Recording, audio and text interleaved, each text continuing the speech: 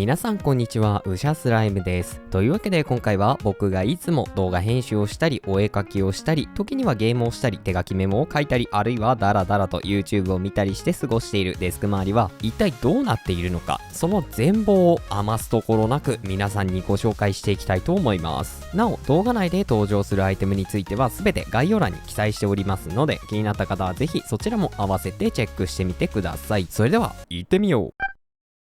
まずは僕のデスクのモニター周りから見ていきましょう。現在デスク上には計4つのディスプレイが存在しているような状態になっています。メインで使用しているのはエイリアンウェア 3423DWF ウルトラワイド有機 EL WQHD165Hz というスペックを盛りに盛りまくった欲張り PC ディスプレイです。こちらはいわゆるゲーミングモニターというアイテムで、もちろんゲームをする際には大迫力かつヌルヌルの映像を出力してくれて QOL はぶち上がるんですが、普段の動画編集作業をする場面だったり、あるいはダラダラとネットサーフィンをするような場面でも横長サイズのディスプレイを存分に活かして快適に行うことができます。一度こちらのディスプレイの鮮烈な映像を体感してしまうと、もうこれまでの液晶ディスプレイには戻れません。そんなモリモリスペックウルトラワイドモニターの下に設置しているのが XP ペンアーティスト24。こちらは液タブと呼ばれるもので、付属のペンを使ってディスプレイに直接書き込むようにして操作をすることができるというアイテムです。24インチという特大ディスプレイにのびのびと線を引くことのできる心地よさはプライスレス。まあもっと真面目な話をすると、同じ画面の中でお絵描きソフトと参考にしたい画像などを並べて表示しておけるのがものすごく快適です。ちなみにこちらの液タブには勝手にいろんなものを貼り付けていて、まず右側面に貼り付けているのがスピートルシリコンペンホルダー、両面テープで取り付けるタイプのペンホルダーですが、なぜか液タブのペンのサイズにぴったりで、これを本体にくっつけるだけでものすごくスッキリとペンを収納しておくことができます。そして左側に貼り付けているのがロジクール MX クリエイティブコンソール。こちらは本体に9つのディスプレイ付きボタンが存在していて、そこに好きなショートカットを割り当てて使用することができるというアイテムで、主にお絵描きソフトでよく使用するショートカットなんかを割り当てて使用しています。本来はデスク上にしっかりと置いて使用するアイテムだったんですが、無理やり両面テープで液タブに貼り付けることによってデスク上のスペースを削減することに成功しました。そんなウルトラワイドモニターと液タブの右側に設置しているのがエイリアンウェア AW2521HFL フル HD240Hz のゲーミングモニターではあるんですが、現在は本当に何でもないサブディスプレイとして使用しています。例えば編集作業などをしていて、正面の2つのディスプレイが埋まっている時に YouTube などを垂れ流しておくよう、また動画撮影をする際に原稿を表示させておくようという感じです。ちなみにこのモニターは上下逆さまにしていつも使用しています。こっちの方がディスプレイ下のベゼル部分が細くなって映像の見栄えがいいんですよね。そしてさらにその上の高いところにあるのがビューソニックフル HD モニター。これは完全に撮影用のモニターで、カメラの映像を出力するときに使います。なのでもはや PC とは繋がっていません。デスクの左側スペースにもモニターみたいなアイテムが存在しているんですが、実はこれはモニターではなくクソデカディスプレイ付きのスマートスピーカー。こちらはエコーショー15。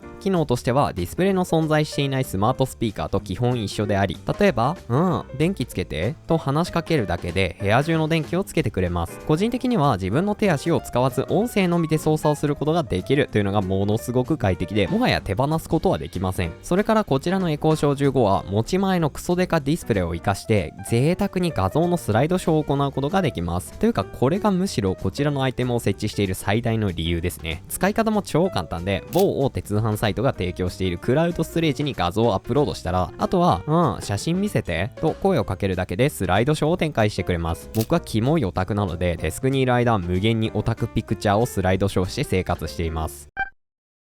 そんなデスク上のモニターたちおよびモニターみたいなアイテムについては全てモニターアームというアイテムを使用して設置しています。モニターアームというアイテムを使用することによってモニター下のスペースをスッキリさせることができたり、モニター位置を自由自在に動かすことができたり、あるいは通常なら不可能なものすごく高い位置にモニターを設置することができたりと、とてもたくさんのメリットを享受することができます。僕のデスクの後ろ側にはだいたい3つの支柱が存在していて、それぞれにモニターたちが取り付けられているような構成になっています。ます。左側の支柱については参考モニターアーム用ポール 70cm というアイテムをデスクにクランプで固定して、そこにエルゴトロン LX というモニターアームのアーム部分を装着して、メインのエイリアンウェア 3423DWF を設置。さらに同じ支柱に参考4軸式くねくねアームを装着してエコーショー15を設置しています。次に真ん中の支柱についてはヒューレットパッカードモニターアームというアイテムをそのままデスクに取り付けて液タブを設置しています。こちらのモニターアームについては残念ながらもう売っていないんですが、エルゴトロン LX と性能は全く同じです。距離的には左側の支柱に固定しても良かったんですが、液タブの場合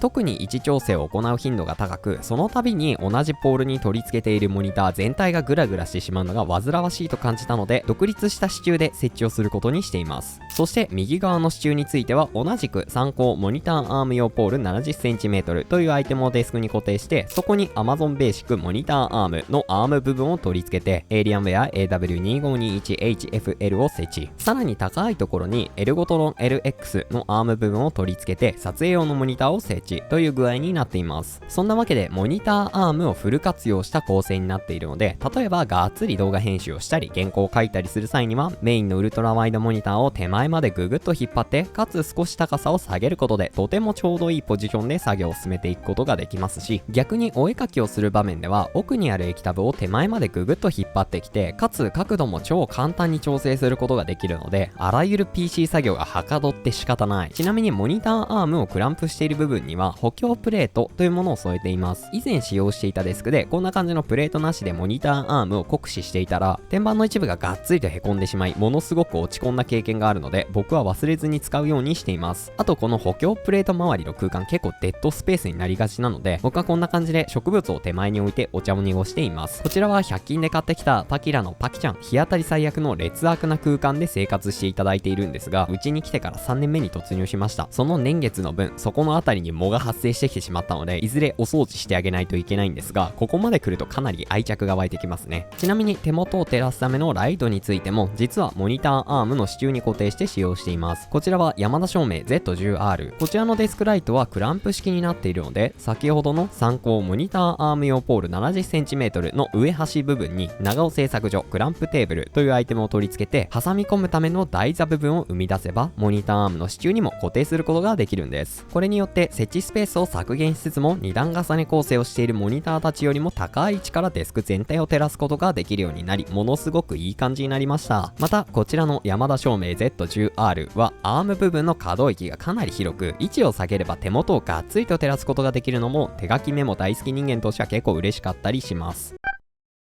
続いてはキーボード周りについて見ていきます。僕はキーボード沼ズブズブ人間なので非常にたくさんのキーボードたちを持っているんですが、デスク上に常備しているキーボードは2台だけで、それ以外は基本的にどこかに収納しておくというスタイルをとっています。まずいつもデスクの正面にスタンバイしているのがコルネ V4 チェリー分割型でかつ 40% サイズというド変態キーボードです。ちなみにキーキャップはセラキーというお茶碗キーキャップのブルークレイズドとピンクの無刻印タイプ。キースイッチはカイルディープシーサイレントプロボックススイッチ。それから左右を接続するためのケーブルは TRRS メタルケーブル 0.8 メートルという感じです。またこちらのコルネ V4 チェリーには本体にカメラ用の三脚をうまいことくっつけることでセンシングという試みを行っています。こんな感じで本体にまるでお山のような傾斜をつけることによってキーボード入力を行う際に我々の手首をものすごくリラックスした姿勢に保つことができるので、長時間の PC 作業でも手首がだんだん痛くなってくるということが全く起こらないので、ものすごく快適です。なのでどちらかといえば集中して動画の原稿を書くというよりも長い時間キーボード操作をし続けることになる動画編集などの作業をする際に大活躍してくれています。ちなみにこちらのコルネ V4 チェリーは片方のキーボードだけを接続して使用することもできるので、こんな感じで液タブを手前までググッと近づけてお絵描きをする際の左手デバイスとしても活用することができます。とにかく万能であらゆる PC 操作に対応できる最高のアイテムです。そしてもう1台いつもデスク上に常備しているのがキークロン Q9 プラス。こちらも 40% サイズのド変態キーボードではあるんですが、先ほどよりかはスタンダードなキーボードの形状をとどめているメカニカルキーボードです。ちなみにキーキャップはウォーミアクリスタルクリアキーキャップ。キースイッチはドゥロックアイスキングというものに交換して使用しています。機能だけで言えば先ほどのコルネ V4 チェリーだけで十分事足りるんですが、やはりがっつり文字入力だけをするような場面では、いわゆるメカニカルキーボードらしいカタカタという感触を味わえた方が指が喜んで執筆がはかどるので、動画の原稿を書いたり、あとは動動画の字幕をつけたりするような場面ではこちらのキーボードを正面に持ってきて作業を進めています。あとは先ほどのコルネ V4 チェリーは無刻印キーキャップというキーの印字が存在していないタイプのアイテムを装着してカッコつけている分、パスワードを登録したりとかメールアドレスを入力したりするような場面ではどうしても不安な気持ちが出てくるので、そういう正確に文字入力をしないといけない場面では結構ありがたい存在です。そんな感じで場面に応じてキーボードを使い分けながら生活しているんですが、どのキーボードを使う場面でもリストレストというアイテムを添えて使用しています。こちらはフィルコリストレストマカロン、左右に分割されていて、かつ本体はかなり柔らかい感触をしたアイテムです。よっぽど薄型のキーボードでもない限りはそのまま文字入力をすると手首がかなりきつめの角度になってしまったり、あるいは手首が浮いた状態になってしまうので、リストレストを添えてあげた方が文字入力は断然楽な状態で行うことができますね。それからキーボードを接続するためのケーブル関連のお話。僕がデスク上に常備しているアイテムはどれも有線接続オンリーのキーボードなので、キーボードの数だけケーブルを用意しておく必要があります。ケーブルについてはアンカーパワーライン3のレモンイエローとミントグリーンの2本用意しています。シリコン素材が採用されているので、ケーブルが絡まったり変な癖がついてしまうことはなく、ストンと伸びてくれます。そしてケーブルの先端にはハイズールタイプ C マグネットアダプターを装着。こちらは好きなタイプ C ケーブルの先端にぶっ刺すだけで簡単にマグネットケーブルを生み出すことができるというアイテムです。僕の場合はあらかじめ2つのキーボードに端子部分を装着しているので、あとはケーブルを近づけるだけで超簡単に接続することができるようになっています。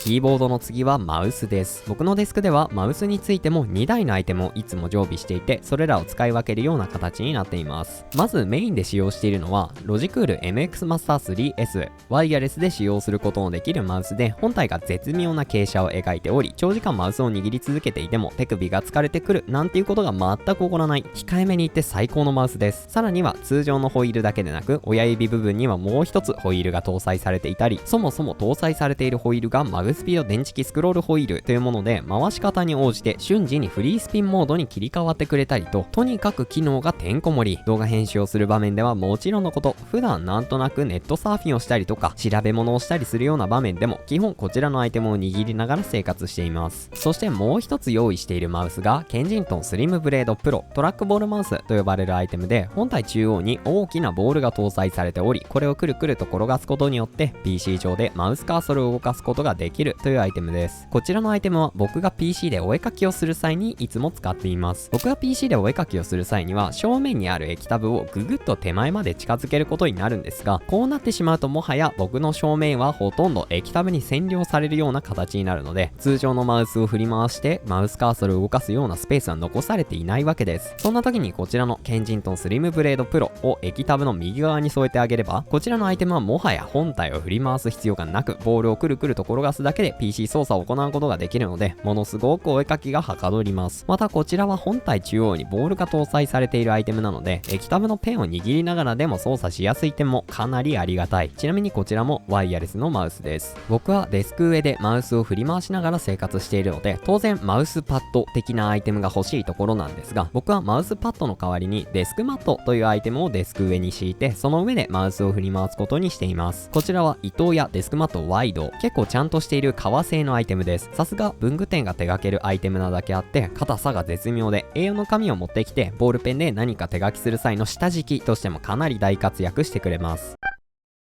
手書きメモの話題が出たので、ここで僕の手書き環境なるものもご紹介しておきましょう。僕はこんな感じで A4 の紙にボールペンで何かを書き付けるという行為が好きでたまらないので、デスクの片隅にはいつも A4 のコピー用紙を常備しています。そんな A4 の紙をデスクの端っこで大量にストックしてくれているのがアイドンの東京アップライト横。見ていただいている通り A4 の紙を立てかけておくためだけのアイテムです。おそらくこの動画を見ているほとんどの方には全く必要のないアイテムだと思うんですが、僕のように日々 A4 の紙に手書きメモをしながら生活しているごく一部の人間にとってはものすごく刺さるアイテムです。ここに置いておくだけで束になっている紙に絶妙なズレが生まれて、ものすごく紙が手に取りやすくなるんですよね。そして紙を取ったらすぐに何かを書き始められるようにボールペンも常備しています。こちらはラミー2004色ボールペン、まるで単色ボールペンのようなすっきりとしたデザインをしていながらも、これ1本で黒、赤、青、緑の4色を使い分けることができます。なので A4 の紙に何かを書き付けるときはもちろんのこと、手帳を開いてじっくり予定を考えたりする際にも使えてとても便利。ちなみにボールペンを立てかけているのは無印良品白磁歯ブラシスタンド。歯ブラシスタンドではありますが、ペンを立てるのもこれまた一興ですよね。そんな作業に特化したような状態になっている僕のデスク上ですが、時にはがっつりとゲームをしたい瞬間もやってきます。そんな時にはどこからともなくゲーム用のアイテムたちがやってきてデスク上に集結するというスタイルになっています。まずはキーボード。これは一番どのアイテムを使うというのが決まっていない部分ではあるんですが、最近はもっぱらトープレリアルフォース GX1 というゲーミングキーボードを持ってきています。ゲーム用キーボードとして十分すぎるほどの機能が搭載されているのはもちろんなんですが、純粋に僕は静電容量無接点方式キーボードが好きという理由でよく使っています。ちなみにこちらのキーボードはケーブル一体型なので、メインのウルトラワイドモニターの下側面にあるちょっとした USB ハブゾーンにぶっ刺しています。そしてマウス、ロジクール G Pro X スーパーライト、ワイヤレスのゲーミングマウスです。これを購入してからそろそろ3年くらい経つんじゃないかというくらいのアイテムなんですが、全く不満がないので使い続けています。ちなみに裏面にはパルサースーパーグライドというガラス製のマウスソールを貼り付けています。めちゃめちゃヌルヌルです。あとはマウスパッド、エクストリファイ GP4 特大サイズのマウスパッドです。やはりマウスを振り回せるスペースがあればあるだけ気持ちよくゲームができるので、これは欠かせません。ということで僕がゲームをするときはこんな感じ。ポイントは上側に設置していたウルトラワイドモニターをがっつりと手前まで引っ張り、かつ高さを下げて使用していることですかね。モニターアームなしでは絶対に撮れない超快適ゲームモードです。続いては僕のデスクのオーディオ環境について見ていきましょう。つまるところ、僕が普段 PC のサウンドをどのように聞いているのかというお話です。僕は基本的に動画編集などをする際にはワイヤレスイヤホン、ダラダラと YouTube を見たりして過ごす際にはスピーカーを使って PC のサウンドを出力しています。ワイヤレスイヤホンについてはゼンハイザー IE80SBT、左右がケーブルでつながっているタイプの Bluetooth イヤホンです。残念ながらこちらのイヤホンはもうすでに生産が終了してしまったアイテムなんですが、きめ細かい丁寧に着色されたような気持ちのいい音を鳴らしてくれるのですごく心地がいいと同時に aptX LL というコーデックに対応しているので Bluetooth イヤホンでありながらもまるで有線で繋いでいるかのような超低遅延接続を行うことができます。 PC で作業をしている場面の9割はこちらのイヤホンを使って過ごしているくらいに気に入っているので、正直生産終了してしまったというのがものすごく惜しいです。そしてワイヤレスイヤホンについてはバッテリーが切れてしまった時のためにもう1台いつもデスクにスタンバイしています。こちらはゼンハイザー IE100 Pro ワイヤレス、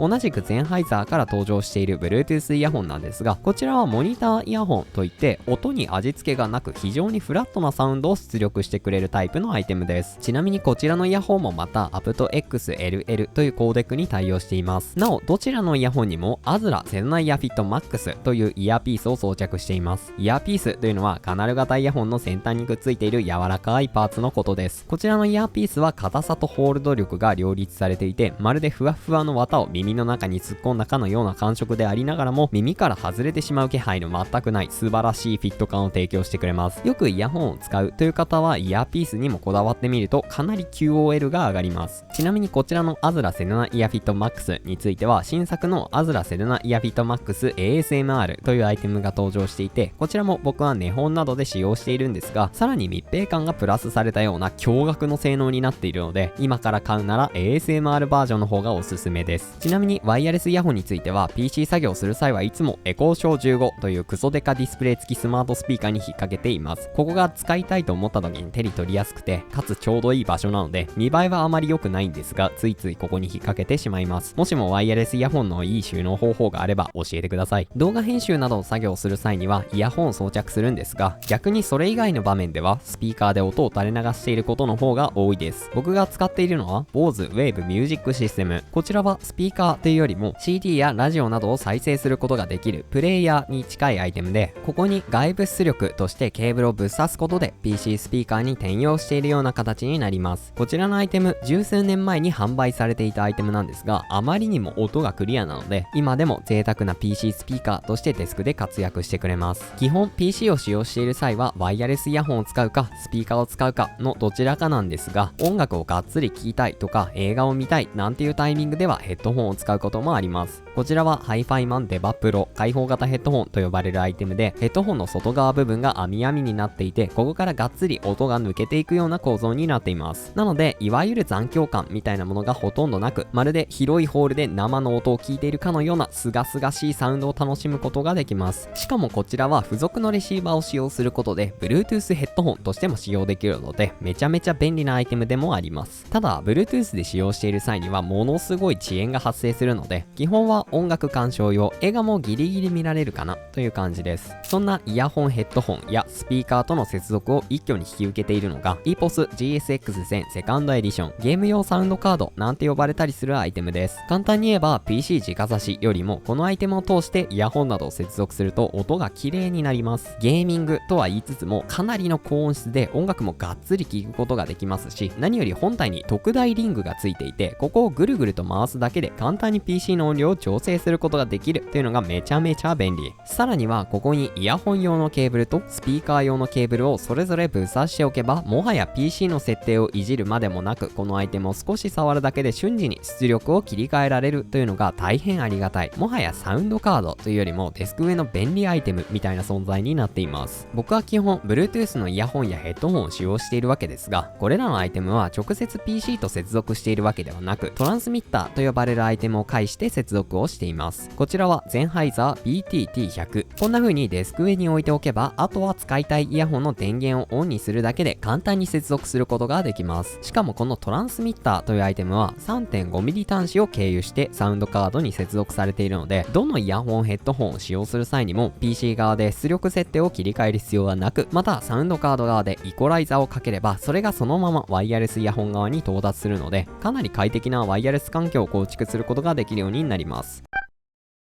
続いては僕の収録環境をご紹介しましょう。時々動画を見てくださっている皆さんから声をどうやって収録しているのかという質問をいただくことがあるので、ここで実際のアイテムたちを見ていただきましょう。まず使用しているマイクは手話 SM7B ダイナミックマイクです。おそらく YouTube で動画投稿などをしている方であれば一度は憧れたことのあるアイテムだと思うのですが、音質が圧倒的すぎてというかかなり僕の好みの音なので、これを購入して以来他のマイクが欲しくなるということがほとんどなくなりました。まあ今お聞きいただいている通りのサウンドです。また僕はこちらのマイクをマイクアームというアイテムに取り付けて使用しています。こちらはエルガトウェーブマイクアーム。エルガトのマイクアームといえばロープロファイルのアイテムがかなり有名だと思うのですが、こちらのよくあるタイプのアームも非常に優秀で、まるで質のいいモニターアームを使っているかのように自由に位置調整を行うことができますし、かつそもそもアームの高さがかなりあるので、大抵のモニターなどであればしっかり飛び越えて使用することができます。ちなみにこちらのマイクとマイクアームの間には手話 A26X というこちらの SM7B 専用の延長用ポールみたいなアイテムを挟んで取り付けています。このアイテム一つでかなり口元へのアクセスがしやすくなるので、あるとないとではだいぶ使いやすさが変わります。ただこちらのアイテム、マイク側のネジ穴にがっつりと食い込んでしまい、もはや取れなくなってしまったので、これから使う皆さんはぜひお気をつけください。僕はもう諦めました。そんなマイクが次につながるアイテムはマイクプリアンプ。こちらはクラウドマイクロフォンクラウドリフター CL1。めちゃめちゃシンプルに言えば、マイクにつなぐだけで収録した音の原因を上げてノイズを小さくしてくれるという夢のようなアイテムです。僕が使っている手話 SM7B というマイクはダイナミックマイクということで、どうしても収録される音が小さくなってしまい、そのままでは使い物にならないので、こういったアイテムを使用して音量を大きくしてあげる必要があるわけです。そしてマイクプリアンプを経て最終的につながるのがユニバーサルオーディオボルト176オーディオインターフェースと呼ばれるもので、簡単に言えば PC とマイクを接続するためのアイテムです。こちらのボルト176、左右に木のプレートがくっついていてビジュアルがすごくいい感じなんですが、何よりもその性能がすごくて、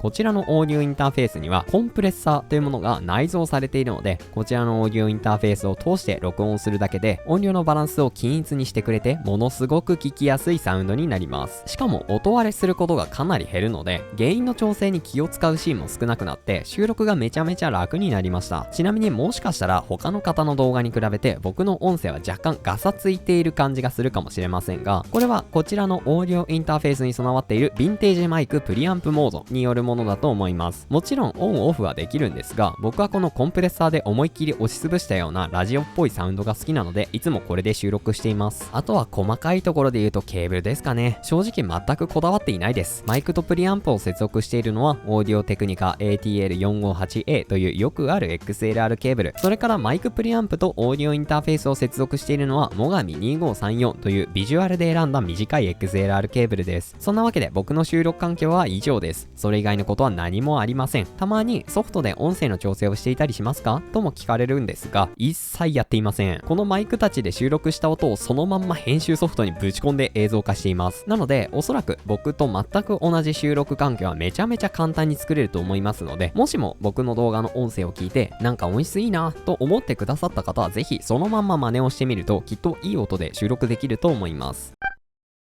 ここからは僕が普段過ごしているデスク本体についてのお話です。まずこちらのデスクの足部分はフレキシスポット EJ2 というもので、電動昇降デスクと呼ばれるタイプのアイテムです。デスクにはこんな感じのリモコンがついていて、このリモコンを操作するだけで超簡単にデスクの高さを上げ下げすることができます。なので普段は座り姿勢で PC 作業をしていて、ちょっと座るのきつくなってきたな、でも作業は続けなきゃな、なんていう場面でさっと立ち姿勢に切り替えて PC 作業ができるようになります。あとはデスクの高さを上げられると、この下の空間に椅子を収納することができるようになるので、部屋で筋トレをしたい時にヨガマットを敷くスペースを生み出すことができたりして結構ありがたい。そしてそんな電動昇降デスクの足に乗せている天板はオーダーメイドヒノキデスク天板。僕はデスク周りが好きすぎて天板をオーダーメイドしてしまったわけですね。こちらの天板は幅 160cm× 奥行き 80cm というサイズになっているので、液タブをデスク上に常備していてもしっかりと作業スペースを確保することができるくらいの伸び伸び設計です。さらにはデスクの手前側が斜めにカットされたような形状になっているので、キーボード操作をしたり何かを手書きする際、ここに腕を置いても角が刺さって痛いとか跡がつくとか、そういったことが一切起こらなくなり、すごく嬉しい。これぞオーダーメイドをなせる技ですね。ちなみにこちらの天板はヒノキでできているわけですが、ヒノキという木材はものすごく柔らかくて、ちょっと物をぶつけただけでへこんだり傷がついたりするので、もしもこれから天板をオーダーメイドしようと思っている方は木材選びは慎重に行ってください。でも僕はヒノキが好きなので満足です。さて、そんな夢の詰まったデスク本体の裏側はどうなっているのかというと、地獄です。ケーブルというケーブルがごちゃにごちゃついていて、到底人に見せられたものではありません。もう閲覧注意です。デスク周りの配線をすごく綺麗にされている方の動画とかお写真を見るたびに心が締め付けられる思いをするんですが、僕のデスクはおしゃれ系じゃないからと自分に言い聞かせることで現状を維持しています。とはいえさすがに作業をしている際に足にケーブルが当たってしまうと、うっかりケーブルを引っ掛けてしまうかもしれないし、またケーブルが床に設置してしまうと、それはそれで掃除ができなくなるという実害が出てしまうので、なるべくケーブルは浮かせておくということは最低限意識しています。それこそ磁石で固定できるタイプの電源タップをデスクのフレーム部分に取り付けることで、なるべく高い位置に電源プラグをキープしておくことができますし、 PC まで伸ばすケーブルについては両面テープで取り付けるタイプのケーブルクリップを貼り付けたり、あるいは100均なんかに売っているマグネットフックを取り付けたりして、なるべく垂れ下がらないようにしています。あとはこだわりすぎない。どうせデスク裏なんて自分ですら見えない場所ですし、事故らなければいいだろの精神で最近は過ごしています。デスクの次は椅子。普段デスクで過ごす際に座っているのがハーマンミラーエンボディチェア。誰もが一度は憧れる超高級オフィスチェアです。こちらの椅子はこんなにリラックスした体勢のままで PC 作業してもいいのというくらいのリクライニングをした状態で座ることが想定された椅子になっていて、長時間座り続けても全然体に痛みが出てきたりしないすごすぎる椅子です。なので僕は動画の原稿を書くときもお絵描きをするときも、まるでダラダラと映画を見ているかのように後ろにのけぞるような姿勢でいつも PC を触っています。超快適。ちなみに僕が椅子に座って作業している際にはフットレストというアイテムを使用しています。こちらはエルゴフォームフットレスト。足置きにするにはもったいないくらいにふわふわの生地に包まれていて、めちゃめちゃ気持ちいい。一応クッションタイプではあるんですが、枕にするには相当硬いくらいの感触です。続いては僕の生活を本当の意味で支えている PC のお話です。僕が普段動画編集をしたりお絵描きをしたりする際に稼働しまくっているのがこちらの自作 PC NZXT HQ Elite という白い PC ケースを筆頭に、なるべく白っぽいビジュアルのアイテムでまとめた自慢の一品。スペックはざっとこんな感じ。気になる方はここで一瞬だけ動画を止めて確認してみてください。ちなみに CPU に関しては問題の14世代インテルが採用されているんですが、今のところはまだ生きています。。なお、こちらの PC はちょうど1年前くらいに組み立てたんですが、その時はだいたい40万円くらいかかりました。とはいえ、そのうち10万円くらいは動画編集用に SSD と HDD を大量に投入したせいなので、一般ユーザーであれば30万円くらいで組めるようなスペックではないかと思います。なお、PC ケースにくっついている透明なフィルムみたいなやつは未だに剥がせていません。こういうのをなんとなく剥がすのもったいない気がするよね。ちなみにこちらの PC はデスクの上ではなく、ちょっとしたキャビネットみたいなアイテムの上に置いています。さすがにデスク上だと圧迫感がありすぎますからね。ちなみにこの引き出しにはちょっとだけキーボードを収納していたりします。なお、この手前には撮影の際にカメラを固定するための突っ張り棒が存在していたりもします。あと、この裏側には今まで使用していたサブの PC も置いてあります。起動するのは1年に 2,3 回程度なので、いつもホコリをかぶりまくっています。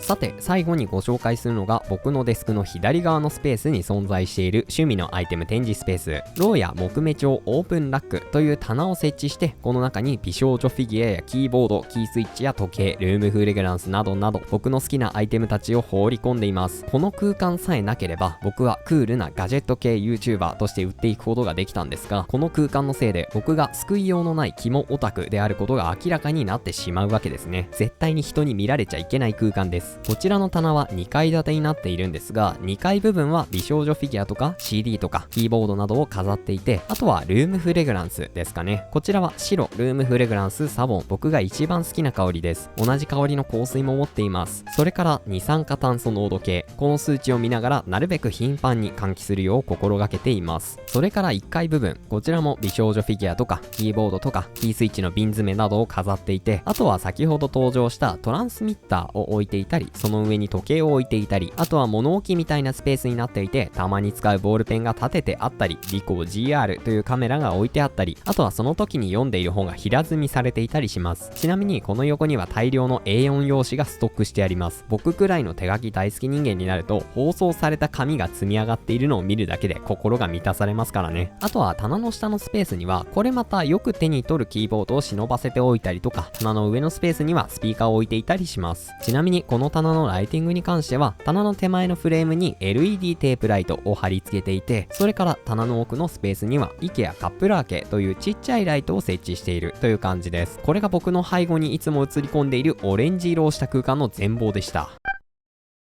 というわけで今回はデスクツアー2024ウィンターと題しまして、僕が普段動画編集をしたりお絵描きをしたりして過ごしているデスク周りの全貌を皆さんにお届けしてまいりました。正直自分のためだけの空間なので、結構癖の強い配置構成になっている部分がめちゃめちゃあると思うんですが、何か皆さんの今後のデスク周り構築のヒントになる部分があれば幸いでございます。これからも引き続きいろんなアイテムを試しつつデスク周りのアップデートを図れたらと思っておりますので、今後とも引き続きよろしくお願いいたします。あとは動画の高評価とかコメントとか旧 TwitterX のフォローなどなどいろいろよろしくお願いいたします。それからこちらのチャンネルではこんな感じでデスク周りで活用できるようなガジェットに関する動画をたくさん投稿してまいりますので、次回の動画を見逃さないようにぜひ今のうちにチャンネル登録をしていただけると嬉しいです。それではまた次の動画でお会いしましょう。さようなら。